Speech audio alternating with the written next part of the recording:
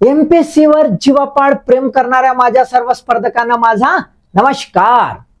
आजचा महत्वाचा topic MPSC राज्यसेवा combined पूर्व परीक्षेमधील सामान्य अध्ययन या पेपर मधील 4थ्या क्रमांकाचा टॉपिक म्हणजेच राज्यशास्त्र व प्रशासन। याला पॉप्युलरली आपण काय म्हणतोय, पॉप्युलरली इंडियन पॉलिटी किंवा कॉन्स्टिट्यूशन असंही म्हणतो, बरोबर आहे। आणि ह्या विषयासोबत आपला गण्या काय म्हणते पाहून घेऊ। भाऊ लाइच कठीण जातेगा समजाले बेसेमड्या लमच्या, अबे समजाले कठीणच जाते ना बे। आत्ताच सांगितलो ना संविधान, बापू संविधान हो असा आहे भारताचा संविधान, झक्कास। क बापू इकडे सगळे चॅप्टर पूर्ण राजकारण चॅप्टर न भरलाय, अंतरी असं बॅलन्स हा ना। एवढ्या विविध आहे की नाही, विविधतेने नटलेला आहे ना, आणि असा भारत देश विविधतेने एवढे आकला वाटणारे लोक आहे तरी बॅलन्स।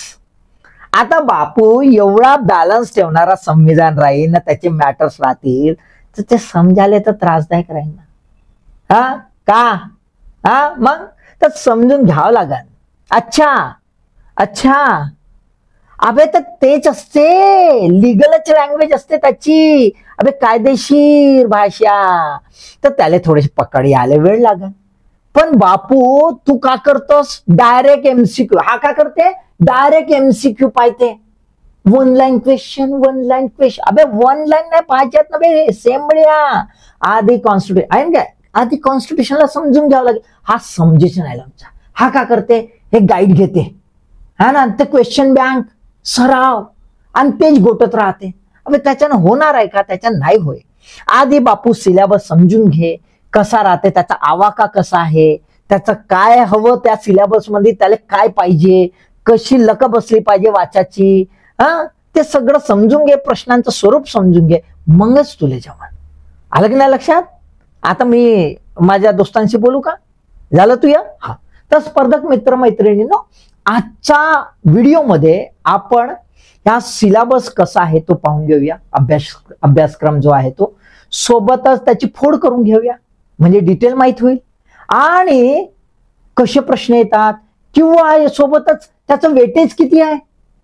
आणि वेटेज तर आहे, पण यातले सब टॉपिक असतील, त्या सब टॉपिक नुसार कोणत्या टॉपिकवर अधिक भर द्यायचा, कोणत्या टॉपिकवर नाही, तर त्याचं थोडंसं अनालिसिस पण होणं आवश्यक आहे। तर मागील 5 वर्षाचा प्रश्नांचा आढावा पण घेऊन घेऊया, प्रश्नांचं स्वरूप पण समजून घेऊया, मग कसं वाचायचं आणि काय वाचायचं हे पण समजून घेऊया। समजायचं अत्यंत महत्वाचं आहे, कारण की इथे स्कोरिंग मस्त होते, लक्षात ठेवा। आलं की नाही लक्षात। चलायचं मग आता, याला बी घेऊन जावं लागते, तुम्हालाच माहित आहे। चल बे तू बी चल। संबड्या लमचा पापूंना याले, पण याचे प्रश्न महत्वाचे राहतात, तुम्हालाही माहित आहे ना। बघा काय विचारते, काय काय राहते गा याच्यामध्ये। अबे तर सिलेबस सांगतो म्हणलं ना मी, आधीच सांगितलं ना तुम्हाला। हा मग लमचा आता ऐकून घे कसं आहे तर, भारत आणि महाराष्ट्र क्लिअर कट डोक्यात फीड बसवून घे। काय म्हणलाय, भारत आणि महाराष्ट्र। जग म्हणलाय का, जग म्हणलाय का, जसं भूगोलात म्हणलं होतं, भूगोलात कसं म्हटलं होतं, महाराष्ट्र भारत आणि जगाचा भूगोल असं म्हणलं होतं। इथं म्हणलाय का नाही। तू ऐकलास का बे भूगोलाचा, ऐकलास का, पाहिलास का व्हिडिओ, पाहिलास नाही पाहिलास। अबे तर फायनल आमच्या एक एक विषय घटकाले मी डिटेल मध्ये सांगतो बे, आणि तू सेमड्या तिकडे फिरत राहतस, तसा करू नको। तुम्ही ऐकलंय का, पाहिलाय तो, पाहिलाय व्हिडिओ, बघून घ्या। त्याच्यामध्ये मी सांगितलेलं आहे की कशा प्रकारे बघा विषय घटक हा कसा डिटेल मध्ये आपण समजून घ्यायचा, एक शब्द इथे बघा अत्यंत महत्वाचा आहे। काय म्हटलेलं आहे, भारत आणि महाराष्ट्र।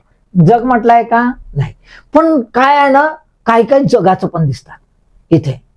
म्हणाल जगाचे प्रश्न कोणते, अरे बाबा महत्वाचं काय आहे की ते संविधान आहे, आणि संविधान भारताचंच आहे का नाही, पण भारताचं संविधान इतकं सुंदर आहे की जगाचे सगळेच राष्ट्र असे पाहते, अरे बापरे एवढा मोठा प्रॉब्लेम राहून हे कसं हँडल, हे एवढंसं पुस्तक आणि एवढं हँडल करते, कसं करते बाबा। म्हणून जेव्हा तो आहे तो वाचून घेते, समजून घेते है ना, आणि म्हणून मग जगाचे संविधानाशी कंपॅरिझनचं थोडंफार राहते, पण थोडंफार राहते।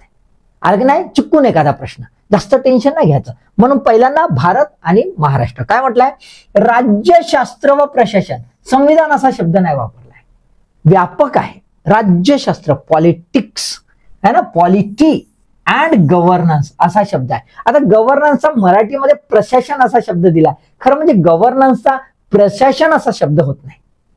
शासन होतो, शासनाच्या पलीकडे. ऍक्च्युली तो गुड गव्हर्नन्सच्या कॉन्टेक्स्ट मध्ये एक सुंदर संकल्पना आली होती 1988 ला, वर्ल्ड बँकने जी दिली होती त्या कॉन्टेक्स्ट मध्ये आहे. त्यामुळे गव्हर्नन्स याची व्यापकता ह्या शासन प्रशासनाच्या पलीकडची आहे ना. असो, पण इथे आपल्याला काय दिलाय, राज्यशास्त्र आणि प्रशासन, पॉलिटी अँड गव्हर्नन्स. मग त्यामध्ये दिलेलं आहे संविधान, दिलेलं आहे कॉन्स्टिट्यूशन, राजकीय प्रणाली, पॉलिटिकल सिस्टीम कशी आहे इथली, पंचायती राज, पंचायत राज म्हणजे रुरल जो इन्स्टिट्यूशन्स आहेत आपल्या गव्हर्नन्सचे ते, तसंच नगर प्रशासन म्हणजे अर्बन गव्हर्नन्स है ना. अर्बन ऍडमिनिस्ट्रेशन असा शब्द नाही वापरला, अर्बन गव्हर्नन्स वापरला है ना, कारण की विविध बॉडीज असतात म्हणून. त्याच्यानंतर सार्वजनिक धोरण, जे काही पब्लिक पॉलिसीज असतील त्या, वेगवेगळ्या योजना असतात त्या. त्यानंतर हक्कविषयक प्रश्न म्हणजे राईट्स इश्यूज है ना, व्यक्ती आहे आणि त्या व्यक्तीचे अधिकार असतात किंवा नागरिक आहे त्याचे अधिकार असतात, तर त्याच्या बाबतीमध्ये विविध प्रकारचे नागरिक असतात. त्याचं कॅटेगरायझेशन आपण बघतो है ना. म्हातारे लोक असतात, लहान बालक असतात, स्त्रिया असतात, यांचे जे असेल ते. आणि सोबत शेपूट लागलेली आहे, कुठली शेपूट, इत्यादीची शेपूट आहे. आणि जिथे जिथे इत्यादीची शेपूट लागली असेल, समजून जा हा सिलेबस खूपच जास्त इल्युस्ट्रेटिव्ह झालाय, खूपच जास्त इल्युस्ट्रेटिव्ह, म्हणजे याला अजून व्यापकता भरपूर मिळेल. पण तरी सुद्धा लक्षात ठेवा, जरी याची व्यापकता खूप वाटत असली ह्या शेपटीमुळे, तरी सुद्धा इथे जे कव्हर झालेले आहेत त्याच्याच मर्यादेमध्ये आजपर्यंत प्रश्न आलेले आहेत. आणि त्यामुळे हे जे आहेत छोटे छोटे भाग, संविधान, राजकीय प्रणाली वगैरे, याच्यामध्ये काय येऊ शकतं ते आता आपण पाहणं गरजेचं आहे. तर याची आपण फोड करूया, ठीक आहे. बघा, राज्यशास्त्र प्रशासनामध्ये पॉलिटी अँड गव्हर्नन्स मध्ये आपण घेतलेलं आहे आधी संविधान, दुसरं राजकीय प्रणाली, तिसरं लोकल ऑटोनॉमस बॉडी, मी असं नाव दिलेलं आहे. याच्यामध्ये आपल्याला दोन दिसत आहे, एक पंचायत राज इन्स्टिट्यूशन आणि अर्बन लोकल बॉडीज, ह्या दोन येणार.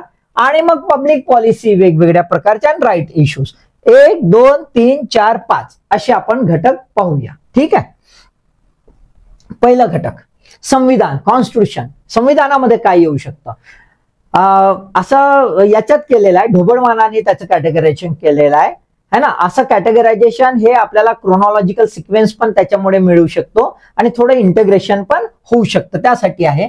संविधानामध्ये काय राहतं, पहिल्यांदा तर इतिहास है ना. संविधान जो आहे, संविधानाची निर्मिती ही आपसुकच झाली नाही, तर संविधान असं म्हणतात त्याची उत्क्रांतीच झाली आहे भारतीय संविधानाची. आणि ती केव्हापासून, तर पूर्वीपासूनच झाली आहे, पण प्रत्यक्षात आधुनिक जगाच्या दृष्टिकोनातून जेव्हा ब्रिटिशर्स भारतात आले आणि त्यांनी प्रथमताच कायदे तयार केले 1773 आहे, आणि तिथपासून तर 1947 पर्यंत हा हिस्टॉरिकल बॅकग्राऊंड, ते विविध कायदे, आणि मग संविधान सभा आणि त्याच्या विविध बैठका, विविध समित्या, याच्या सहित आपल्याला राहणार.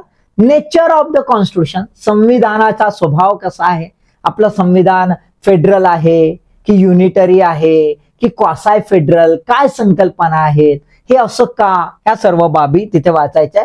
त्यानंतर प्रियम्बल आपल्याला बघायचे आहे, भारताच्या संविधानाची प्रस्तावना, त्याच्यातील शब्दाना शब्द तुम्हाला लक्षात ठेवायचा आहे, किंबहुना प्रियम्बल पाठच करून टाकायची, लक्षात घ्या. का, कारण की इंटरव्ह्यूला कधी कधी म्हणायला लावतात किंवा यातलं विचारतात है ना. मला असा प्रसंग आला होता, एकदा मला इंटरव्ह्यूला विचारलं होतं की त्या प्रस्तावना जी आहे त्या प्रस्तावनामध्ये पहिले 5 शब्द दिलेले आहेत ते कोणते, ते सांगा. आलं की नाही लक्षात. तर असे प्रश्न विचारू शकतात, त्यामुळे आतापासून पाठच करून ठेवायची है ना प्रियम्बल. त्यानंतर युनियन अँड इट्स टेरिटोरी, म्हणजे 1 ते 4 आर्टिकल्स जे आहेत ते कव्हर करून घ्यायचे. त्यानंतर नागरिकत्व आहे, सिटिझनशिप 5 ते 11 ते करून घ्यायचे. राईट्स जे आहेत म्हणजे फंडामेंटल राईट्स है ना, ते 12 पासून सुरू होतात, तिकडे जातात. त्याच्यानंतर ड्युटीज म्हणजे फंडामेंटल ड्युटीज पण करून घ्यायच्या 51A ला दिलेल्या. त्यानंतर directive principle of state policies, directive principle of state policy. इथे ड्युटी लक्षात घ्या, ड्युटी कोणाच्या, तर ड्युटीज आपल्याला दिसेल एका बाजूला स्टेटची जी directive principle of state policy आहे आणि दुसऱ्या बाजूला सिटीजनशी, सिटीजन बरोबर आहे, ते आहे फंडामेंटल ड्युटीज असं. त्यानंतर एक्झिक्युटिव्ह आहे, लेजिस्लेचर आहे म्हणजे सेंट्रल एक्झिक्युटिव्ह आहे म्हणजे president, council of minister, prime minister. स्टेटच्या ह्याच्यात governor, chief minister, council of minister. त्याच्यानंतर तिकडे पार्लमेंट आहे, लोकसभा, राज्यसभा आहे. इकडे आपल्याला स्टेट लेजिस्लेचर म्हणजे विधानसभा, विधान परिषद असतील तर. त्यानंतर ज्युडिशियरी, ज्युडिशियरी पहिलेपासून सुप्रीम कोर्ट आहे, सर्वोच्च न्यायालय, उच्च न्यायालय, हायकोर्ट, त्यानंतरच्या लोअर ज्युडिशियरी तिथपर्यंत आपल्याला पाहायचं आहे. सिस्टीम्स ऑफ द गव्हर्नमेंट, गव्हर्नमेंटची एकूणच सिस्टीम कशी आहे, कशा प्रकारे डिव्हिजन झालेले आहेत, कॉन्स्टिट्युशनल बॉडीज कशा आहेत, सेंटर स्टेट रिलेशन्स कसे आहेत है ना. त्याच्यानंतर नॉन कॉन्स्टिट्युशनल बॉडी सुद्धा आहेत. जसं कॉन्स्टिट्युशनल बॉडीज आहेत म्हणजे उदाहरणार्थ आपण युपीएससी घ्या किंवा एमपीएससी घ्या, कॉन्स्टिट्युशनल बॉडीज आहेत. तशाच नॉन कॉन्स्टिट्युशनल बॉडी आहेत ज्या कॉन्स्टिट्यूशनच्या स्पिरिटला हेल्प करतात, असिस्ट करतात, त्याचं कार्य करतात, अशा नॉन कॉन्स्टिट्युशनल बॉडीज आहेत, त्या पाहून घ्यायचा. जसं नीती आयोग सुद्धा आहे. Union territories and special areas आहेत, युनियन टेरिटरीचे काय नॉर्म्स आहेत ते. त्याच्यानंतर स्पेशल एरियाज आहेत, नॉर्थ ईस्ट एरियाज आहेत काही, जसं आपल्या महाराष्ट्रामध्ये विदर्भ आहे, सौराष्ट्र आहे, हे स्पेशल एरियाज काय आहेत. कॉन्स्टिट्युशनल वेगवेगळे डायनामिक्स आहेत, कशा प्रकारे संविधान हे चालतं, कशी प्रक्रिया होते, ह्या सर्व बाबी. त्याच्यामध्ये सेंट्रल स्टेट रिलेशन सुद्धा आलेत, अमेंडमेंट्स आलेत है ना. इथे डायनामिक्स मध्ये इमर्जन्सी सुद्धा आल्या आणि मग ते अमेंडमेंट म्हणजे संविधानाची जी दुरुस्ती आहे ती संविधानाची दुरुस्तीची प्रक्रिया कशी, कशा प्रकारे केली जाते, कोणत्या प्रकारची संविधान दुरुस्तीला संविधान दुरुस्ती म्हणतात है ना, हे सर्व बाबी तिथे आल्या. आणि कंपॅरेटिव्ह स्टडी, मी तुम्हाला आता सांगितलं की महाराष्ट्र आणि भारत हा शब्द जरी दिला असला तरी संविधानाचे कंपॅरेटिव्ह स्टडीवर कंपॅरेटिव्ह कॉन्स्टिट्यूशन विचारतात, पण ते वरवर विचारतात, एकदम खोलात विचारत नाही. तर अशा प्रकारे हा संविधानाचा आपल्याला आवाका येतो. म्हणजे संपूर्ण संविधान वाचायचं आहे, संपूर्ण प्रस्तावनेपासून तर शेवटच्या आर्टिकल पर्यंत. आणि आतापर्यंत झालेले सर्व अमेंडमेंट्स याच्या सहित वाचायचा आहे. आणि त्याच्यामुळे हा जो आहे हाच सर्वात मोठा विषय घटक यामधला आहे है ना. त्याच्यानंतर राजकीय सिस्टीम आहे, पॉलिटिकल प्रणाली म्हणजे पॉलिटिकल पार्टीज काय, त्यांचे नॉर्म्स काय, कशा प्रकारे त्या पॉलिटिकल पार्टीज कार्य करतात, वेगवेगळ्या प्रकारच्या पॉलिटिकल पार्टीज आहेत, त्यांचे संरचना कशी, उद्देश कसे, हे आपल्याला बघता येईल. त्यानंतर रिजनल पार्टीचं कॉन्ट्रीब्युशन काय आहे रिजनलिझमवर, इलेक्शन्सची प्रक्रिया काय आहे, इलेक्शनचे कायदे काय, इलेक्टोरल रिफॉर्म्स आतापर्यंत झाले. आत्ताही आपण पाहिला ईव्हीएमचा वाद चालू आहे, तर त्या बाबतीतही याच्यावर प्रश्न राहू शकतात. व्होटिंग बिहेवियर तुम्ही बघितलं आता कशा प्रकारे मतदान झालं, डेमोक्रेसी किती व्हायब्रंट आहे, लोकशाही, भारताची लोकशाही खऱ्या अर्थानं किती सबळ आहे हे आता आपल्याला दिसलंय.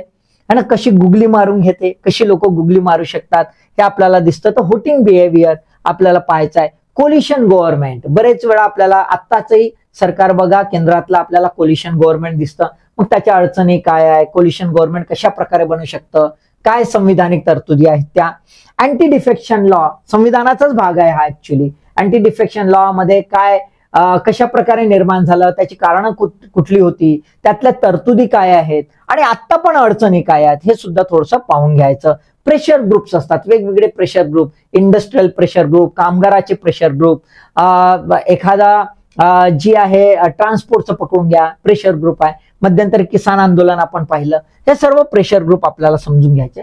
नॅशनल इंटिग्रेशन, भारत हा विविधतेने नटलेला आहे, विविध संस्कृतीची, धर्माची, जातीची, पंथाची लोक इथे राहत आहेत, ती सर्व गुणागोविंदाने नांदायला पाहिजेत. याच्यासाठी नॅशनल इंटिग्रेशन आणि त्याचे इश्यूज, की एखाद्या वेळेस कम्युनल व्हायलन्स होतो त्याची कारणं काय होऊ शकतात आणि या सर्व कम्युनिटीला एकत्रित कसं आणता येईल त्याच्यावर आपल्याला पाहायचं आहे. आणि फॉरेन पॉलिसी, भारत आणि आंतरराष्ट्रीय संबंध याच्यावर आपल्याला राजकीय प्रणालीवर लक्षात द्यायचं आहे. आपली परराष्ट्र धोरण कुठली आतापर्यंत कशी होती, न्यूक्लिअर पॉलिसीवर आपलं काय आहे, न्यूक्लिअर ॲटॉमिक एरियावर आपलं काय, ग्रीन इश्यूज आहेत त्याच्यावर काय आहेत, या सर्व पॉलिसीज आपल्याला पाहायच्या. स्थानिक स्वराज्य संस्था बघा सर्व संविधानाचेच भाग आहेत, फक्त काही संविधानात तरतुदी नाही आहेत, काही आहेत, काही प्रत्यक्ष काही अप्रत्यक्ष, पण सर्व बेस हा संविधानावरच आहे हे लक्षात ठेवा. इथे बघा लोकल सेल्फ गव्हर्नमेंट आहे ना, आपण इथे बघतोय 73rd 74th अमेंडमेंट मुळे. त्यानंतर अर्बन लोकल सेल्फ गव्हर्नमेंट आहे आणि other local urban local bodies आहेत. हा दोन मी अशा वेगळ्या यासाठी लिहून दिल्यात की लोकल सेल्फ गव्हर्नमेंट जो आहे हा रूरल पंचायत राज इन्स्टिट्यूशन्स, पण इथे पण आपल्याला म्युन्सिपॅलिटीज दिसतात आणि त्यानंतर स्पेशल बॉडीज सुद्धा दिसतात है ना, स्पेशल एकदम बॉडीज असतात, म्हणजे इम्प्रुव्हमेंट ट्रस्ट वगैरे असतं है ना अशा प्रकारचं. तर त्या बॉडीज असं म्हणून लोकल ऑटोनॉमस बॉडीज असं, ठीक आहे. त्याच्यानंतर बघूया पब्लिक पॉलिसीमध्ये काय काय विचारू शकतात, तर वेगवेगळ्या पॉलिसीज म्हणजे भारतातील जी जनता आहे त्या जनतेचं कल्याण होणे, वेलफेअर, त्या जनतेचा विकास आवश्यक, आणि जी वंचित जनता आहे त्यांची सुरक्षा प्रदान करणे, ह्या 3 जबाबदाऱ्या संविधानाने राज्याला दिलेल्या आहेत. त्यामुळे जे एक्झिक्युटिव्ह आहेत, पॉलिटिकल एक्झिक्युटिव्ह आणि संसद जी आहे म्हणजे लेजिस्लेचर जी आहे त्याला विविध कायदे बनवण्याची जबाबदारी आहे आणि एक्झिक्युटिव्हला ते अंमलबजावणी करण्याची जबाबदारी आहे. त्याच्यामुळे या सर्व घटकांसाठी या तिन्ही अँगलनी म्हणजे वेलफेअरिझम, प्रोटेक्शनिझम आणि डेव्हलपमेंट ह्या तिन्ही कॉन्टेक्स्टमध्ये जे जे विषय आहेत त्या विषयावर त्यांना योजना बनवाव्या लागतात. विविध विषय आहेत including voluntary organisation, resettlement and rehabilitation, empowerment of women, children मुलांसाठी असतं, त्याच्यानंतर चाइल्ड लेबरसाठी असतं, पर्सन्स विथ डिसॅबिलिटीज है ना, दिव्यांग जे आहेत त्यांच्यासाठी आहेत, म्हातारी माणसं आहेत, ओल्डर पर्सन्स त्यांच्यासाठी आहे, युथ पॉलिसी आहे कारण युथ हे भविष्य आहे त्याच्यामुळे त्याची पॉलिसी बरोबर असली पाहिजे. भारताचा युवक आहे, तरुण आहे, हा तरुण जो आहे त्याचं प्रॉपर जर कॉन्ट्रीब्युशन ह्या देशाला झालं तर मग मात्र हा देश कसा होईल, प्रबळ होईल, विकसित होईल है ना. डेमोग्राफिक डिव्हिडंड जे म्हणतो तो कॉन्सेप्ट, त्याच्यासाठी नॅशनल पॉलिसी, चाइल्ड लेबरचा, एज्युकेशनचा आहे, डिसास्टर मॅनेजमेंट म्हणजे आपल्याला आपत्ती व्यवस्थापन जे आहे, त्यानंतर ट्रायबल पॉलिसीज आहे, ट्रायबल डेव्हलपमेंटल पॉलिसीज आहेत, एकूणच पॉप्युलेशन लोकसंख्येचं धोरण आहे, या सर्व जे आहेत याच्यामध्ये येतात. शब्दच आहे सार्वजनिक म्हणजे लोकांकरिता, सार्वजनिक म्हणजे लोकांकरिता आलं. तसंच राईट इश्यूज म्हणजे एक मानव आहे पण तो सामाजिक आर्थिक दृष्ट्या किंवा कुठल्या एखाद्या बाबीने तो दुर्बल असेल तर त्याची हक्कांची सुरक्षा होणं आवश्यक आहे. त्याच्यामुळे वेगवेगळे हक्क, human rights, women's right, children's right, SC/ST rights, backward class right, minority right, disabled person right, older person right, drugs abuse victims right, consumers right, right to information, right to education, right to get the services है ना. हे तुम्हाला कायदे वाचायचे आहेत, हे तिन्ही काय आहेत, हे कायदे वाचायचे आहेत आणि याच्यामध्येही विविध कायदे दिलेले आहेत, ते कायदे तुम्हाला वाचायचे आहेत. हे स्वतंत्र कायदे आहेत आणि हे याच्यामध्ये कायदे आहेत किंवा विविध तरतुदी आहेत, विविध ज्या तरतुदी असतील त्या तुम्हाला इथे वाचायच्या. त्याचा आवाका खूप मोठा आहे है ना, याचा आवाका खूप मोठा आहे. हा प्रिलिमला तसा फार कमी महत्वाचा आहे पण मेन्सला हा महत्वाचा आहे, ठीक आहे राईट. आणि तिसरं ETC म्हटलेलं आहे, तर तो ETC मध्ये काय येतं तेवढं पाहून घेऊया म्हणजे आपला सिलेबस कंप्लीट होऊन जातो. केंद्र प्रशासन, सेंट्रल ऍडमिनिस्ट्रेशन, राज्य प्रशासन है ना, स्टेट ऍडमिनिस्ट्रेशन, त्यानंतर त्याच्या खाली म्हणजे इथे जर पहिलं बघितलं आपण सेंटर बघितलं तर सेंटरच्या खाली काय येतं, स्टेटच्या खाली काय येतं मग डिव्हिजन, आणि डिव्हिजनच्या खाली येतं डिस्ट्रिक्ट, जिल्ह्याच्या खाली येतो तालुका, आणि तालुक्याच्या खाली येतो विलेज म्हणजे गाव. असे पदसोपान आहे आणि पदसोपानातून प्रत्येक पातळीवर आपल्याला काय दिसतं, प्रशासन दिसतं आणि त्या प्रशासन काय ते बघायला जातं. मग प्रशासनाचे इतर डायनामिक्स म्हणजे वित्त भाग जर बघितलं तर फायनान्शियल ऍडमिनिस्ट्रेशन आहे, लॉ अँड ऑर्डर ऍडमिनिस्ट्रेशन आहे. प्रशासनावर पण नियंत्रण असलं पाहिजे, संसदेचं नियंत्रण असलं पाहिजे, एक्झिक्युटिव्हचं नियंत्रण असलं पाहिजे. ते स्टॅट्युटरी बॉडीज आहेत है ना, ज्या संविधानिक नाहीत, संविधानाच्या पलीकडे आहेत, तशा बॉडीज आपल्याला पाहिजे आहेत. काही रेग्युलेटरी बॉडीज आहेत, इरडा सारखी आहे, सेबी सारखी आहे, ते आहे. कॉसाई ज्युडिशियल काही बॉडीज आहेत, म्हणजेच काही त्यांना दंड अधिकाराचे अधिकार असतात, दंडाचे अधिकार असतात, ते कॉसाई ज्युडिशियल बॉडीज. ऑटोनॉमस बॉडीज आहेत, स्वायत्त संस्था आहेत.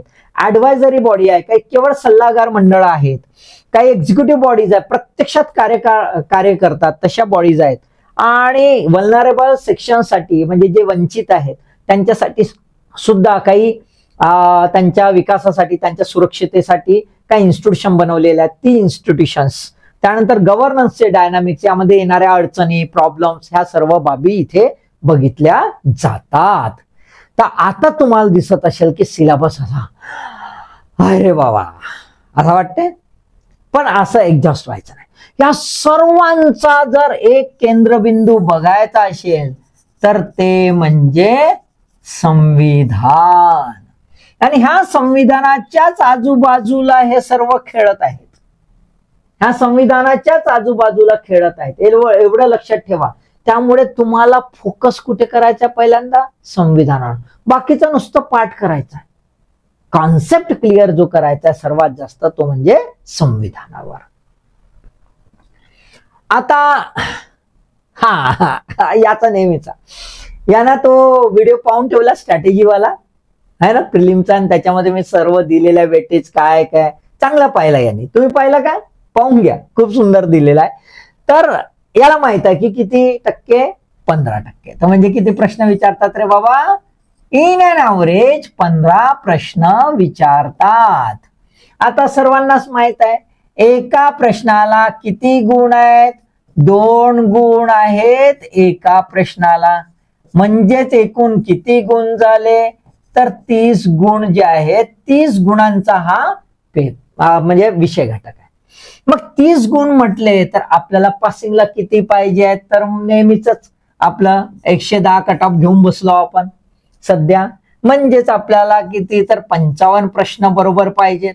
आता 55 प्रश्नांपैकी हा 15 प्रश्न देतो. प्रत्यक्षात काही इनडायरेक्ट पण आलेले आहेत जे करंट न्यूजशी रिलेटेड आहे.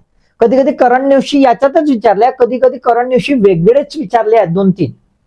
मी तुम्हाला सांगितलं होतं, आठवते का तुम्हाला? चालू घडामोडीचा अभ्यासक्रमामध्ये मी हे सांगितलेलं आहे की करंट अफेअर्सच्या रिलेटेड काय बेस एवर क्वेश्चन येतात. सांगितलं होतं, तुम्हाला आठवते का? पाहिला का तो व्हिडिओ? पाहिला का? चालू घडामोडी अभ्यासक्रमाचा तो बघून घ्या, तुम्हाला लक्षात येईल की करंट अफेअर्सच कसा बेस आहे. त्याच्यामध्ये मी छानपैकी एक्सप्लेन केलेला आहे. ठीक आहे, पाहून घ्याल. तर याच्यामध्ये आपल्याला काय दिसतंय? 15 प्रश्न आहेत म्हणजे 30 गुण आहेत आणि आपल्याला 110 लागतात. आता गंमत अशी की तुम्ही छानपैकी गेला ना, एकदम मस्तपैकी, टेन्शन घ्यायचं नाही, सर्वांना जमेल असाच विषय आहे हा. फक्त थोडीशी काळजी घ्यायची असते. हा एकदा केला ना तुम्ही की तुम्हाला सांगतो की 15 पैकी मॅक्झिमम, आता घेतो ना, मॅक्झिमम 14 आणि मिनिमम तर 10 येते. मिनिमम तर 10 येते. तुम्ही विचार करा, आता जर तुम्ही ढासू मेहनत घेतली ना याच्यात आणि एकदा जमला ना बापू की 14, म्हणून तर हा असते सेमडा 14. आता 14 म्हणजे आपण असं पकडूया की एक 20 ते 28 गुण. लक्षात घ्या किती मोठं कॉन्ट्रीब्युशन आहे. म्हणजे 25% जवळपास, पासिंगच्या 25% जवळपास हे पोहोचतंय. 20% वर राहतं. थोडीशी काळजी घेतली ना मस्त जमेल. आणि म्हणूनच संविधानावर छान मेहनत. याचं कारणही असं आहे की संविधान केवळ प्रिलिम मध्ये महत्वाचा नाही, हा मेन्सला सुद्धा महत्वाचा आहे आणि इंटरव्ह्यूला सुद्धा. ह्यावरचे प्रश्न इंटरव्ह्यूला जमले ना तुम्हाला असे मार्क मिळतात. मी अनुभव घेतलाय बरं, मस्त मार्क्स मिळतात. मला याच्यावर प्रश्न विचारले, मी माझ्या पद्धतीने दिले ना, मला मस्त मार्क्स पडले होते. सांगायचं तात्पर्य असं की हा खूप महत्वाचा आहे, याला निग्लेक्ट करता येत नाही. आणि यातले उत्तर चुकले ना इंटरव्ह्यूले, अशी बिलकुल हा हे नाही का, नाही तर असंच बस हा पडते बरं, भानगडीत पडायचं नाही, याला चांगलं करायचं. आलं लक्षात? चला आता आपण हे बघून घेऊया डिस्ट्रीब्युशन, है ना. आपण संविधान बघितलं, political system, panchayat raj, urban governance, public policy, right issues आणि अदर असे आपण कॅटेगरायझेशन केलेले आहेत, है ना. एक 7 कॅटेगरायझेशन केलंय. 2019 पासून 2023 पर्यंत कसे प्रश्न आलेत ते बघून घेऊया. बघा कॉन्स्टिट्यूशन वर प्रश्न कसे आहेत, 14, 11, 11, 13, 8 असं कमी कमी कमी कमी है ना. पण मिनिमम जर पकडला आपण 8 आणि मॅक्झिमम 14 ही रेंज आहे. म्हणजे 15 पैकी 14 म्हणजे ऑलमोस्टच प्रश्न विचारलेत किंवा 8ही विचारलेत, तर किमान 50% वर काय आहे मिनिमम, याचं कॉन्ट्रीब्युशन काय आहे, मिनिमम 50% प्लस आहे. आणि मॅक्झिमम तर 99% आहे. त्याच्यामुळे करायचं काय तुम्हाला लक्षात आलं का, कॉन्स्टिट्यूशन एकदम मस्त करायचं आहे. एकदा कॉन्स्टिट्यूशन जमला ना तर विचारू नका, थोडीशी मेहनत आहे ना, ते बघूया आपण पुढे. त्यानंतर पॉलिटिकल सिस्टीमला मग छुटपुट, बाकी ज्याला छुटपुट, आणि आताही डायरेक्ट इनडायरेक्टली कॉन्स्टिट्यूशनवरच राहतात. बघा इथे तर काहीच नाही, इथे 1, इथे 2, इथे 3 असं दिसतंय. इथे तर पंचायत राजला 0-0-0-1 प्रश्न विचारलाय. त्यानंतर अर्बन गव्हर्नन्सला 0 आणि इथे 1 हा जो आहे ना हा इथलाच आहे, याच्याशीच रिलेटेड आहे. ठीक आहे. त्याच्यानंतर 0-0 पब्लिक पॉलिसी 1 विचारला, इथे 1 विचारला, 1 विचारला, मध्यंतरी 0. राईट इश्यूवर बऱ्यापैकी विचारतात, ठीकठाक लक्षात घ्या. बघा 1-1, 2-3, 2 हे 2 जे 3 आहेत, हा 3 इकडचेच आहेत. यापैकी 2 जे होते ना, लक्षात घ्या, यापैकी 2 जे होते ना हे करंट इव्हेंटचे विचारले होते, करंट इव्हेंटचे आहे ना, आणि ते पण संविधानाशी इनडायरेक्ट रिलेटेड होते. बघा सर्व तिथे चाललं बरं संविधानाकडेच. ओके. आणि अदर म्हणजे या व्यतिरिक्त काही मिक्सअप वगैरे होते, तर एकदाच असा आला अदर, बरोबर आहे, 2020 ला. म्हणजे काय दिसतं तुम्हाला, काय दिसतंय, क्लिअर झालं का, क्लिअर झालं. एवढा मोठा पापट फसारा दिसला सिलेबसचा, हे वाचा ते वाचा एवढं मोठं है ना, 3-4 स्लाइड सांगितल्या मी, आणि पाहिलं तर सर्व संविधान, पाहिलं तर सर्व संविधान. म्हणजे संविधान ढासू केला ना की हा पेपर, म्हणजे हा जो भाग आहे हा भाग आपला, बरोबर आहे, राईट. आता आपण काय करूया, कॉन्स्टिट्यूशन वर कसे विचारतात है ना. कारण की खूप असं होतं, हे सोडायचं, हे वाचायचंच नाही, तिकडे लक्ष द्यायचंच नाही है ना, एवढंच करायचं. अरे बाबा एवढंच करायचं, पण करायचं कसं, तर आधी त्याचं विश्लेषण होणं आवश्यक आहे. आता संविधानावर मी ढोबळमानाने कॅटेगरायझेशन करायचा प्रयत्न केला. एक अराउंड किती केले, 1, 2, 3, 4, 5, 6, 7, 8, 9, 10, 11 बनवले मी. तसं पाहिलं तर 20-25 बनतात. मी त्याला क्लब केलं. क्लबमध्ये पहिल्यांदा बघा हिस्टॉरिकल बॅकग्राऊंड घेतला, प्रिएम्बल घेतला, युनियन टेरिटरी आणि सिटीजनशिप, असं मी कॅटेगरायझेशन केलं. तर हिस्टॉरिकल बॅकग्राऊंडवर काय दिसतं आपल्याला, 2 विचारले, इथं काहीच नाही, इथे 1, इथे 2, इथे 1. म्हणजेच काय, थोडाफार 1 ते 2 विचारतात हिस्टॉरिकल बॅकग्राऊंडवर, खूप महत्वाचं आहे. त्यामुळे आपल्याला ब्रिटिशकालीन 1773 पासून तर 1947 पर्यंतचे कायदे बघून घ्यायचे, बघायचेच. त्यानंतर मेकिंग ऑफ द कॉन्स्टिट्यूशन म्हणजे कॉन्स्टिट्युएंट असेंब्ली, त्यातल्या समित्या, त्यातल्या बैठका है ना, हे बघूनच घ्यायचं आवश्यक आहे. त्याच्यानंतर प्रिएम्बलवर आपल्याला असा काही प्रश्न दिसून येत नाही, आजपर्यंत असा काही थेट प्रश्न आलेला दिसून येत नाही. पण प्रिएम्बल करणं बंधनकारक आहे, हे मी तुम्हाला सांगतो. प्रिएम्बलला समजून घेणं आवश्यक आहे. एकदा जर तुम्ही प्रिएम्बल समजलं तर संविधान समजलं, प्रिएम्बल नाही तर संविधान समजणार नाही. आणि मेन्सला खूप महत्वाचं आहे, इंटरव्ह्यूला महत्वाचं आहे, ते सांगितलेलं आहे. त्यानंतर union territory, union and it's territory, याच्यामध्ये 1 विचारलाय, 0-0-0-0 म्हणजे सहसा विचारत नाही, बरोबर आहे. 1 ते 4 आर्टिकल मध्ये सहसा, पण आता विचारू शकतात. ह्या वेळात इंडिया वर्सेस भारत चालू होतं, त्याच्यामुळे विचारू शकतात. ओके. सिटीजनशिप बघा 0-0-0-0-1 सिटीजनशिपवर फार कमी विचारतात, परंतु मागच्या 1-2 वर्षामध्ये आपण बघतो सिटीजनशिपवर इश्यू चालू आहेत, त्यामुळे प्रश्न येऊ शकतात. ओके. त्यानंतर fundamental right, directive principle of state policy and fundamental duties. Fundamental right वर बघा 1 1 1 1 1 म्हणजे फंडामेंटल राईट अत्यंत महत्वाचा आहे. पण बाकीच्या ह्याच्यात जर बघितलं आपण तर असं काही दिसून येत नाही. त्याच्यानंतर हे पार्लमेंट, प्राईम मिनिस्टर आणि president, prime minister and parliament. President, prime minister and parliament. तर प्रेसिडेंट वर आपल्याला दिसत आहेत 1 2 1 वगैरे येत आहेत. प्राईम मिनिस्टरवर असं काही थेट आले नाही कारण कौन्सिल ऑफ मिनिस्टरच्या रिलेटेड सहसा प्रश्न असतात.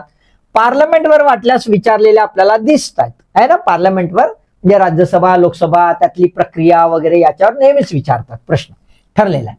त्यानंतर इथेच गव्हर्नर, सीएम आणि स्टेट लेजिस्लेचर. तर गव्हर्नरवर प्रश्न बरेच वेळा असतात कारण गव्हर्नर हा थोडा सेन्सिटिव्ह विषय आहे. चीफ मिनिस्टरवर असं काही येत नाही. स्टेट लेजिस्लेचरवर सुद्धा थोडेफार प्रश्न 1 2 1 2 येतात. त्यानंतर सुप्रीम कोर्ट, हायकोर्ट आणि अदर कोर्ट्स. तर आपण बघतोय सुप्रीम कोर्टवर सहसा येतात, हायकोर्टवर सुद्धा येतात आणि लोअर ज्युडिशियरीवर पण एखाद्या वेळेस येतात. म्हणजे हा पण प्रश्न याच्यावर येतात. त्यानंतर आपल्याला असं दिसतंय की इमर्जन्सी प्रोव्हिजन्स आहेत है ना, कॉन्स्टिट्युशनल डायनामिक्सवर आणि इमर्जन्सी प्रोव्हिजनवर 1 2 1 1 असं आपल्याला विचारताना दिसतात. म्हणजे सेंटर स्टेट रिलेशन आहे, हा सेंटर स्टेट रिलेशन आहे, त्याच्यावर विचारतात. इमर्जन्सी प्रोव्हिजनवर असं विचारलं नाही पण विचारण्याची पॉसिबिलिटी आहे. त्यानंतर आपल्याला इथे दिसतंय constitutional bodies and non constitutional bodies. याच्यावर विचारतात कॉन्स्टिट्युशनल बॉडीजवर नेहमीच है ना. नॉन कॉन्स्टिट्युशनल बॉडीजवर सुद्धा विचारलेले आहेत. त्यानंतर काही स्पेशल प्रोव्हिजन्स आहेत स्पेशल कॅटेगरीसाठी किंवा रिजनसाठी वगैरे. तर आपल्याला काय दिसतंय, फारच कमी एखाद्या वेळेस विचारलाय. इतर डायनामिक्स जे आहेत म्हणजे अजून खोलवर जेव्हा जातो आपण प्रोसेस वगैरे बघतोय तर त्याच्यावर प्रश्न विचारलेले नाही आजपर्यंत. अमेंडमेंटवर विचारलेले आहेत बघा, अमेंडमेंटवर विचारलेले आहेत है ना. तर त्याच्यामुळे अमेंडमेंट थोडासा पाठ करणं आवश्यक आहे. आणि ह्या सर्वांचं मिक्सिंग केलेले काही प्रश्न असतात, इंटरकनेक्टेड असतात, 2-4 लेयर्स असतात. ते एकदा विचारलं होतं बघा इथे है ना. तर मिक्स क्वेश्चन सुद्धा आपल्याला विचारताना दिसतात. म्हणजे वाचताना आपल्याला इंटरकनेक्शन करणं आवश्यक आहे. तर काय लक्षात येतं की संविधान हाच बेस आहे आणि संविधानावर अधिकाधिक प्रश्न येतात. पण संविधानावर असं काही कॉन्सन्ट्रेटेड एरिया आहे का? एक थोडासा हा पार्ट जर दिसला, एवढा दिसतोय आपल्याला, पण असं आपण निश्चित म्हणू शकतो का? नाही. एरियामधून आपल्याला एक एक प्रश्न घ्यावा लागतो. एकही प्रश्न सुटला तर आपोआप बाकीचे प्रश्न हळूहळू कमी होणार ना. आलं की नाही लक्षात? आणि त्याच्यामुळे संविधानामधला हा पार्ट सोडून देतो, तो पार्ट सोडून देतो असं जमेल का? नाही. संविधानावर अधिकाधिक आहे, मॅक्झिमम 99% येतात. पण संविधानामध्ये प्रश्न हे विखुरलेले आहेत. असा कोणता एरिया आपण निश्चित करू शकत नाही. कारण की मी बरेच वेळा ऐकलंय की बाबा हा पार्ट नको करूया, याच्यात काही ठेवलेलं नाही, याच्यातून चुकीने एखादा विचारतात. पण असे एखाद्याच विचारत आहेत ना प्रत्येक याच्यातून. असं आहे का की एका टॉपिक मध्ये से एक्झाम्पल हिस्टॉरिकल याच्यामध्ये विचारून घेतले 15 पैकी 10, असं आहे का? नाही. प्रत्येक याच्यातून 1-2 आहे. त्यामुळे कुठलाही एरिया सोडणं शक्य नाही. सोडायचंच नाही रे बाबा, ही चूक करायची नाही.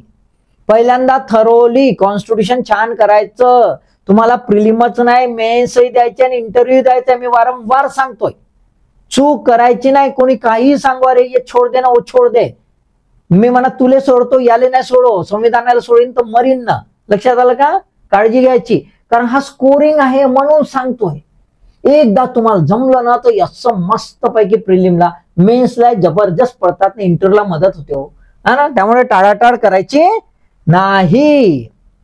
प्रश्न कसे विचारतात, हा एवढा मोठा सिलेबस वगैरे पाहून ब्लॅक अँड व्हाईट होऊन गेला आमचा. हो बे, ब्लॅक अँड व्हाईट झाला, पूर्ण दंडी गुल आमच्या सेमडिया. जाऊ दे, आता प्रश्न त्याला सांगावं लागते. प्रश्न कसे विचारतात खूप महत्वाचं आहे. बघा संविधानामध्ये अडचण काय आहे की संविधानामध्ये आर्टिकलच आर्टिकल आहेत एक, आणि दुसरं त्या आर्टिकल मध्ये सब आर्टिकल आहेत ज्याला आपण प्रोव्हिजो म्हणतो. परंतुके खूप आहेत आणि परंतुके असल्यामुळे आणि त्याचं क्लासिफिक अरे अरे अरे आपण म्हणजे इरिटेटिंग आहे. पण जर तुम्ही प्रॉपरली हँडल केलं ना वाचन, तितकं मस्त आहे. पहिल्यांदा बोर वाटतं, पहिल्यांदा आपल्याला ते हेवी वाटतं, पण एकदा समजायला लागलं ना त्याच्या खोलात जातो आपण, इतकं सुंदर, याचा सारखा विषय नाही, है ना. लक्षात आलं. मग प्रश्न कसे विचारतात, तर प्रश्न सुद्धा तसेच क्रिटिकल राहतात, पण जमण्यासारखे असतात. आता आपण जर प्रश्न पाहिले तर आपल्याला काय दिसतात, कधी कधी तुम्हाला डायरेक्ट प्रश्न विचारतात. अधिकाधिक डायरेक्ट प्रश्न हे तुमच्या आर्टिकलवर असतात. अधिकाधिक डायरेक्ट प्रश्न हे तुमच्या आर्टिकलवर असतात. दुसरं असं आहे, आर्टिकल मध्ये डेप्थ मध्ये विचारतात, म्हणजे आर्टिकलचे प्रोव्हिजन्स, तरतुदी विचारतात. त्याच्यानंतर तिसरं असं आहे की एक आर्टिकल आहे आणि दुसरं आर्टिकल आहे, सेकंड आर्टिकल, याच्याशी कनेक्शन जोडतात. आता संविधानामध्ये भाग सुद्धा आहेत, त्या भागावर सुद्धा प्रश्न येतो, है ना.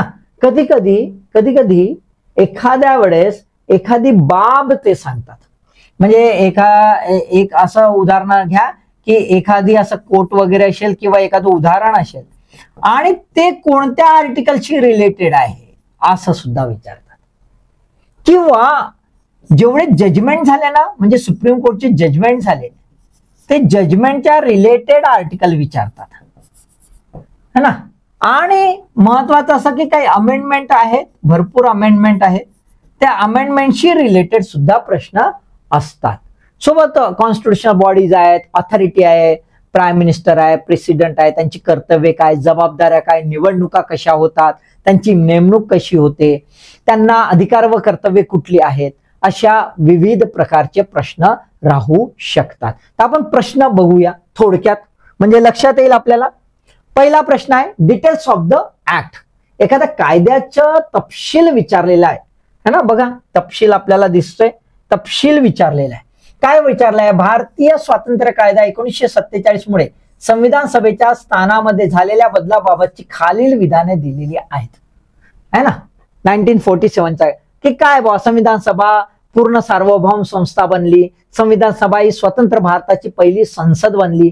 जेव्हा संविधान सभा विधिमंडळ संस्था म्हणून भारत असे की तेव्हा तिच्या अध्यक्षस्थानी डॉक्टर राजेंद्र प्रसाद असत.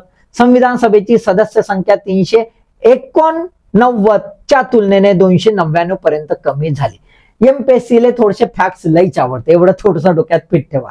आमच्या वेळेला तर विचारू नका, आम्ही म्हणू फक्त आता तू वेळच विचारायची राहिली की तो माणूस दुपारी 12 वाजता जन्मला का दुपारी 2 वाजता जन्मला, एवढंच. नाही तर एवढे फॅक्ट 1 मे 2 मे 3 मे 4 मे काय विचारत होते माहित नाही. तर फॅक्ट काही सुटत नाही एमपीएससीचे. एमपीएससीचा थोडासा आहे इश्यू, एवढी काळजी घ्यायची. आले का नाही लक्षात. एकदम ऍक्ट आहे, त्याच्याबद्दल डिटेल मस्त प्रश्न आहे ना, जबरदस्त. आपण काय वाचतो, भारतीय स्वातंत्र्याचा कायदा 1947 असा प्रश्न राहतो ना एमसीक्यू मध्ये. आपण घेतो ते एमसीक्यू बाजारातून, असेच राहतात. तर आपल्याला त्याच्या भरोश्यावर राहायचंय का, नाही, है ना. लक्षात आलं का. दुसरं, 1978च्या 44व्या घटना दुरुस्ती अधिनियमाद्वारे राष्ट्रीय आणीबाणीच्या संदर्भात, म्हणजे नॅशनल इमर्जन्सीच्या संदर्भात खालीलपैकी कोणती तरतूद केलेली नाही. बघा कोणती तरतूद केलेली नाही, अशा गोष्टी लक्षात ठेवायच्या बरं. आहे, नाही, अचूक, बरोबर, हे लक्षात ठेवायचं. नाही तर आपल्या डोक्यात एकच राहते ना, आपण भलतच शोधतो. तर अशा प्रकारे प्रश्न राहतात. बघा, कॅबिनेटच्या लेखी शिफारशीशिवाय राष्ट्रपती राष्ट्रीय आणीबाणी घोषित करू शकणार नाही. अंतर्गत अशांतताच्या ऐवजी सशस्त्र बंडाळी हा शब्द प्रयोग करण्यात आला. म्हणजेच काय, तर 44th अमेंडमेंट मध्ये, म्हणजे जे अमेंडमेंट इमर्जन्सीचे करायचे, कारण 1975ला जबरदस्त प्रॉब्लेम झाला होता आणि इमर्जन्सी रातोरात लागून गेली होती, बरोबर आहे. आणि ही लागून गेलेली इमर्जन्सी भोवली, नंतर सरकारलाही भोवली, सरकार बदललं आणि मग 44व्या घटना दुरुस्ती नवीन सरकारने केली. आणि त्याला लक्षात आलं की काही ज्या गॅप असतात त्याचा चान्स तत्कालीन परिस्थितीमध्ये कोण कसं घेऊ शकतं लक्षात आलं. आणि त्याला थोडंसं आता नंतर काय केलं, थोडंसं टाईट केलं, है ना. तर ते आपल्यालाही दिसते अमेंडमेंट. तर अमेंडमेंटचे डिटेल्स सुद्धा विचारू शकतात, है ना. त्याच्यानंतर correcting the pairs, matching the pairs, correct pairs. ते बघा, तारखा काही सुटत नाही, फॅक्ट्स काही सुटत नाही, तर ते थोडस लक्ष द्यायचं. हे काय करायचं की संविधान वाचताना जेवढे जेवढे फॅक्ट्स आहेत ना, असे बघा तुम्हाला लक्षात येत पॅटर्न कसा बनवतो एमपीएससी, पॅटर्न परीक्षेचा. तर काय करायचं, क्रोनॉलॉजी एक बनवूनच घ्यायची, मग आर्टिकलही असे बनवूनच घ्यायचे, मग भाग असे बनवूनच घ्यायचं. लक्षात आलं का? ठीक आहे. हे बघा, करंट बेस्ड खालील विधाने विचारात घ्या. नुकताच ओडिशा विधानसभेमध्ये विधान परिषद निर्माण आहे. करंट बेस आहे ना, करंटचा प्रश्न आलेला आहे असं आपल्याला दिसतंय. तर हे आपल्याला विधान परिषदेबाबत दिसतंय. कॉन्स्टिट्यूशनल प्रोव्हिजन काय आहे आणि करंटचं काय, आता तो इश्यू आपल्याला इथे दिसून येतो. त्यानंतर आर्टिकल्स याचे डिटेल्स विचारतात. बघा, अनुच्छेद 164 मध्ये काय समाविष्ट नाही, म्हणजे आर्टिकल्स डिटेल्स विचारल्या जातात, ते लक्षात घ्या. त्यामुळे तुम्हाला आर्टिकल्स रटायचे आहेत, किमान महत्वाचे 100-150. तुम्ही म्हणाला कसं राहते, टेन्शन घ्यायचं नाही, हळूहळू होते. आम्हाला असं वाटते बापा होते का नाही होत, नंतर 100-150 राहून गेले. आता विचारलं कुठलंही आर्टिकल तर बऱ्यापैकी आठवतं, है ना. ठीक आहे. मग हे लोकपाल आणि लोकायुक्त बघा, है ना. सुधारणा अधिनियम 2016च्या प्रमुख तरतुदी ह्या नॉन कॉन्स्टिट्युशनल बॉडी आहे. नॉन कॉन्स्टिट्युशनल बॉडीचा जो कायदा आहे, त्या कायद्यामध्ये हे काय काय तरतुदी आहेत त्याच्याबद्दल विचारलेलं आहे. तर जेव्हा केव्हा एखादा कायदा बनतो तर त्यातले जे मुख्य ठळक बाबी ज्या आहेत त्या वाचणं अत्यंत आवश्यक होतात.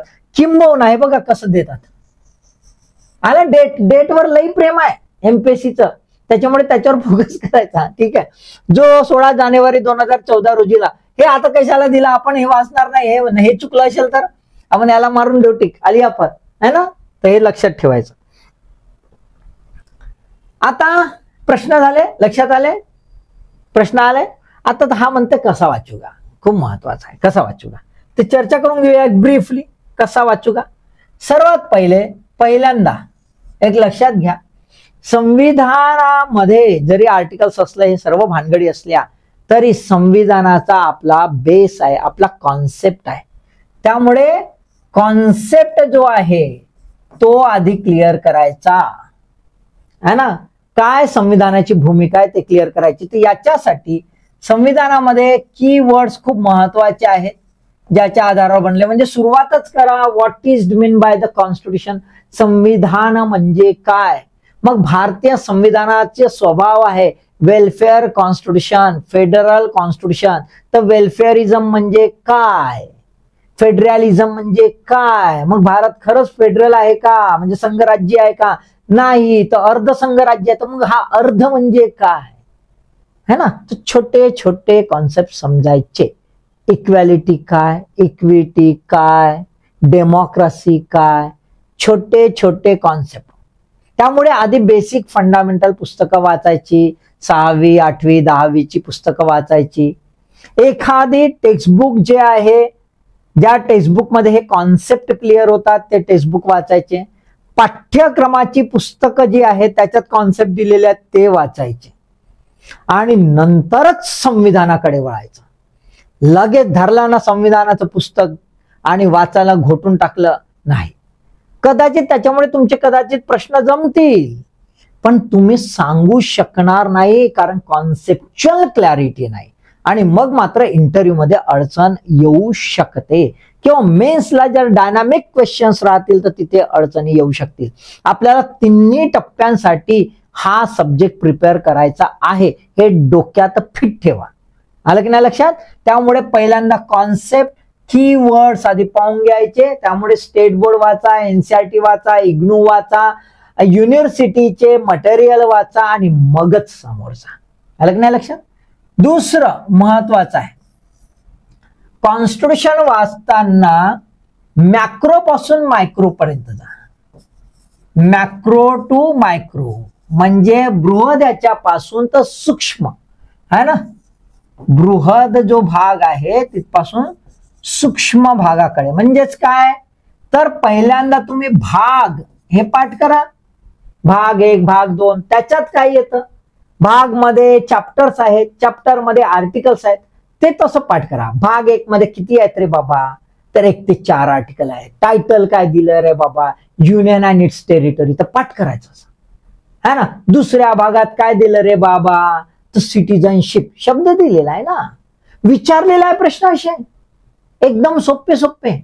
त्यामुळे बिलकुल बृहत पासून मग सूक्ष्म म्हणजे आर्टिकल्स, आर्टिकल्स आणि त्याचे सब आर्टिकल्स म्हणजे प्रोव्हिजन्स असं जायचं. आलं की नाही लक्षात. पहिले हे इथून सुरुवात करायची, डायरेक्ट जम्प नाही मारायचं है ना, इथपासून इथपर्यंत अशा प्रकारे जायचं. तिसरं काम एक करायचं, करंट अफेअर्स जे आहे, करंट अफेअर्स वर फोकस करायचा आणि त्याच्यावर जो आला त्याचा बेस वाचायचा. इव्हन तुम्हाला न्यूजपेपर जे आहे त्या न्यूजपेपर मध्ये बऱ्यापैकी कधी कधी कॉन्सेप्ट क्लिअर करायला येतात, ते वाचायचं. मग करंट अफेअर मध्ये कधी न्यूज आली त्याच्याशी रिलेटेड आर्टिकल, तो कुठल्या अमेंडमेंटशी असेल तर तो अमेंडमेंट, तो 2-3 आर्टिकलशी रिलेटेड असेल तो एखाद्या कॉन्स्टिट्युशनल बॉडी आणि नॉन कॉन्स्टिट्युशनल बॉडीशी रिलेटेड असेल तर त्या बॉडीज त्यात लगेच वाचून घ्यायच्या. आलं की नाही लक्षात. तर पहिल्यांदा काय, कॉन्सेप्ट क्लिअर करा, बेसिक फंडामेंटल बुक्स वाचा, त्याच्यानंतर मॅक्रो टू मायक्रो जा, बृहत पासून सूक्ष्मकडे जा, त्यानंतर करंट अफेअर्स वाचता वाचता त्या टॉपिकवर फोकस करत जा. चौथं, एखादं स्टँडर्ड एमसीक्यू घेत असाल चांगल्या दर्जाचं तर टॉपिक वाईज वाचा. टॉपिक वाईज असेल तर वाचा, टॉपिक वाईज नसेल तर भालधंदे करू नका है ना, टॉपिक वाईज. आणि 5वं, स्वतःचे एमसीक्यू तयार करा. वाचताना स्वतःचे एमसीक्यू तयार करा. बाबा याचा प्रश्न बनू शकतो रे बाबा, याचा प्रश्न बनू शकतो रे बाबा, असे प्रश्न बनवा, डोक्यात फिट करा.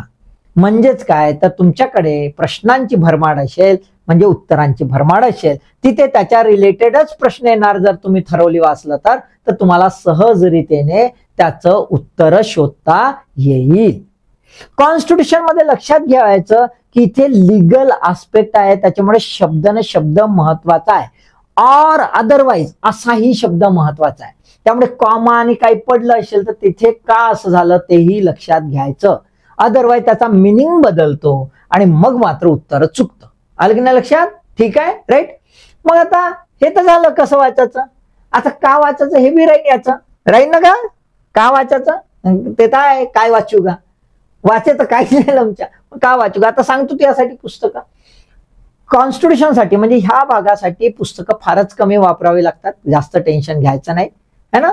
पहिलं पण तरी सुद्धा मी हे असं टप्प्याटप्प्याने सांगतो.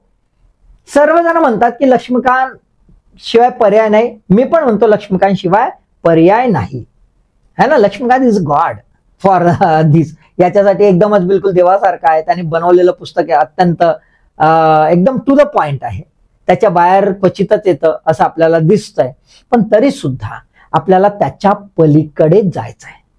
कारण की आपण जेव्हा प्रशासक बनू है ना, ऑफिसर बनू, तर तिथे खूप महत्वाचं राहणार आहे संविधान. त्यामुळे त्याचे कॉन्सेप्ट पक्के असणं आवश्यक आहे. ते लक्ष्मीकांतच्या भरोश्यावर पूर्णपणे पक्के होत नाही, हे सुद्धा लक्षात घ्या. त्यामुळे पहिल्यांदा टप्प्याटप्प्याने तुम्ही जा. बालभारती इयत्ता 11वी-12वीची आहे. 11वी मध्ये थोडंफार दिलं, 12वी मध्ये फार कमी दिलेला आहे. तेवढा भाग थोडासा बघून घ्या आणि सोबत एनसीईआरटीचा जर हिंदीमध्ये मिळत असेल तर हिंदीमध्ये तुम्ही 6वी ते 12वी जरूर वाचा. त्यानंतर विद्यापीठाचे युनिव्हर्सिटी जी आहे, युनिव्हर्सिटीला तुम्ही साईटला जर जाल, मी लिंक मध्ये टाकलेला आहे, लिंक मध्ये काही साईट दिलेल्या आहेत, त्या साईट जरूर बघा, खूप महत्वाच्या आहेत. तिथे मटेरियल आहे, मराठीमध्ये अवेलेबल आहे. ते मटेरियल डाउनलोड करा. BAचं आहे, MAचं आहे, खूप सुंदर आहे ना, वंडरफुल आहे. मेन्सला तुम्हाला खूप कामी पडणार आहे. ठीक आहे, ज्यांना मराठीमध्ये प्रिपेअर करायचं आहे. इंग्रजीमध्ये प्रिपेअर करायचं असेल तर इग्नो आणि national institute of open school सारखे मटेरियल नाही, इतके लुसिड सिंपल आहेत. एनसीईआरटी पण खूपच सिंपल आहे, खूप सुंदर रीतीने डेमोक्रेसी वगैरे व्याख्या, राईट्सची व्याख्या वगैरे खूप सुंदर रीतीने समजवली आहे. छान कार्टून्स वापरले आहेत, तुम्ही वाचा जरूर, खूप सुंदर आहे. ठीक आहे. त्यानंतर पाठ्यपुस्तकं जर एखादा असेल, काही लेखक आहेत पॉलिटिकल सायन्सचे, खूप सुंदर रीतीने त्यांनी प्रेझेंटेशन केलं आणि मांडलेलं आहे, ते जरूर वाचा तुम्ही है ना. आणि त्याच्यानंतर मग लक्ष्मीकांत घ्यायचंच आहे. मराठीमध्ये ट्रान्सलेटेड आहे ना, मराठीवाल्यांसाठी इंग्रजीमध्ये आहेच, काही प्रॉब्लेम नाही, ते घ्या है ना.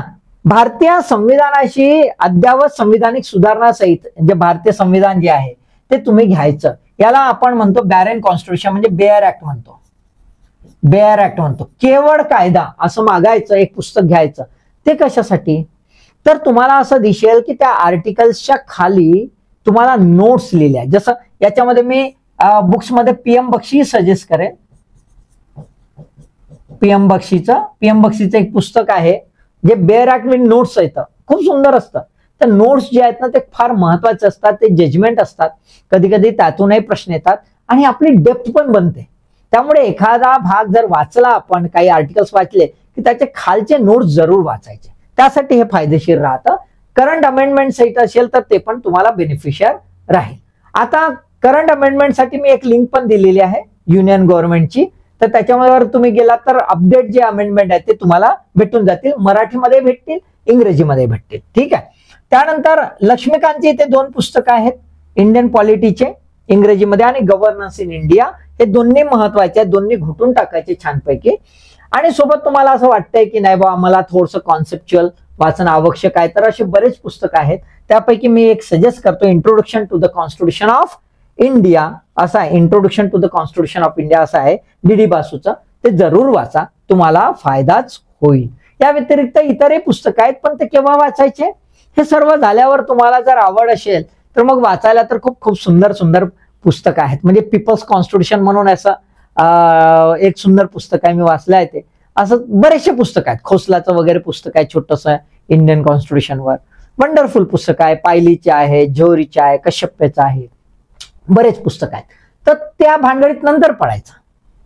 वाचायची इच्छा झाली, मजा येत असेल तर. पण पहिल्यांदा एवढं, याच्या भरोशावर 100% तुम्हाला मार्क्स मिळणार. आणि डॅम शुअर सांगतो 15 प्रश्नापैकी मॅक्झिमम 14 मिळू शकतात. 15 मिळतात, पण मॅक्झिमम 14 पर्यंत आपण जाऊ शकतो. आणि ठीकठाक जरी केलं तरी 10 तर मिळतात म्हणजे मिळतात. म्हणून याची काळजी घ्यायची. हा तुमचा गेम चेंजर राहू शकतो. हा तुमचा फेट डिसाईड करू शकतो.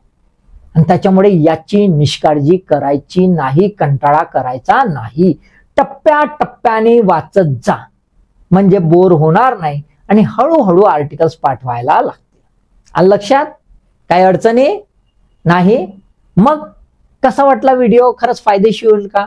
कॉमेंटमध्ये जरूर लिहा. फायदेशीर होईल तर लिहा. अजून काही हवं असेल तर सांगा, कॉमेंटमध्ये टाका. लाईक करा, शेअर करा आणि मेहनत करा म्हणजे कराच. तर तुमच्या मेहनतीला ऑल द बेस्ट.